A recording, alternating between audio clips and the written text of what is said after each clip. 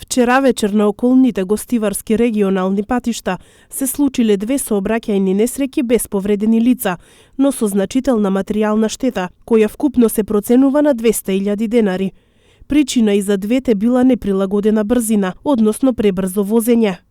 Во 20 часот и 20 минути во градец се судриле БМВ со гостиварски регистарски таблици, што го управувал 34 годишно лице од Дебреше, и Ауди со германски таблици, управувано од 55 годишник од Калиште. Нешто подоцна околу 22 часот и 30 минути во Форино се судриле три патнички возила, Форд со гостиварски таблици, управувано од 21 годишен форинец, Фиат Пунто исто така со гостиварски таблици, управувано од 47 годишен форинец, и Туарек со странски таблици, што го управувал 43 годишно лице од Гургурница. Извршен е увид и се утврдуваат околностите во кои се случиле несреќите и се друго, информираат од секторот за внатрешни работи Тетово.